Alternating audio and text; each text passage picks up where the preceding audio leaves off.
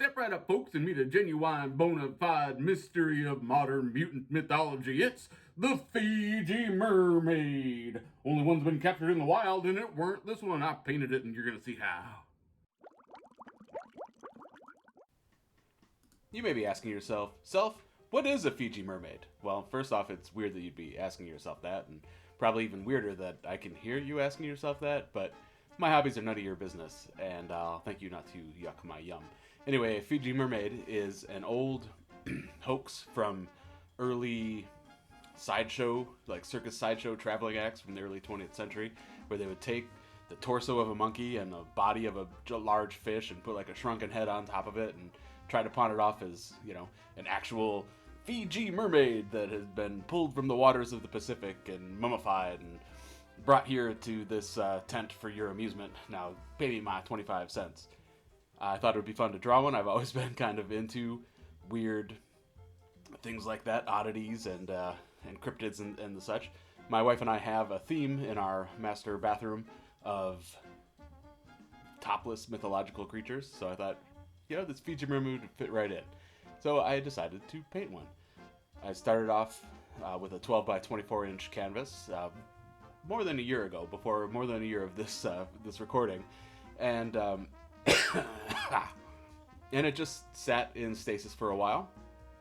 And then I thought, I need to finish this piece.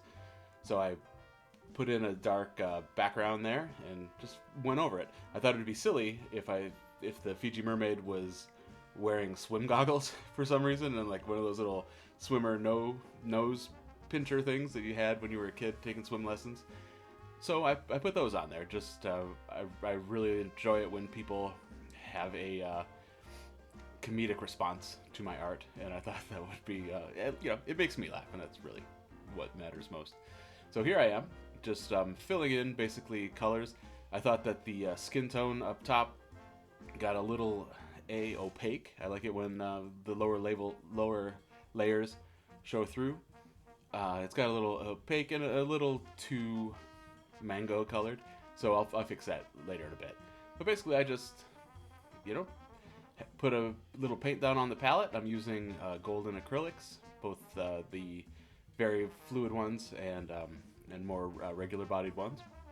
Here I moved to the outside, but I was thinking, boy, that lower right corner really seemed empty. Like it bothered me ever since I first laid down the first outline of the mermaid.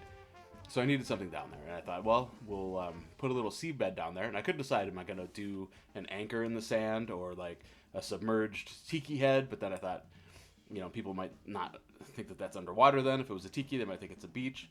So I thought, why not put some radioactive waste down there? So I buried a 50-gallon drum there in the sand. You'll see it. I'm going to flesh it out here shortly, which could also then lend to the story of this mutated cryptid mermaid lady, right? I like to tell a story, or at least tell parts of a story, and let the viewer's imagination fill in the rest of the details, fill it in with whatever they want to imagine. So I'll give you the pieces to it. Here's a mermaid swimming with safety gear for some reason in water contaminated by nuclear waste. So I'm really big into layering colors, and so that's what I did with that tail. The scales, I probably went over those 5 or 6 times with different colors, different shades, different outlines. See, I'm hitting some of that red in there. Red and green are complementary colors, so they make each other pop. And then I brought some of that same red up into like the upper torso.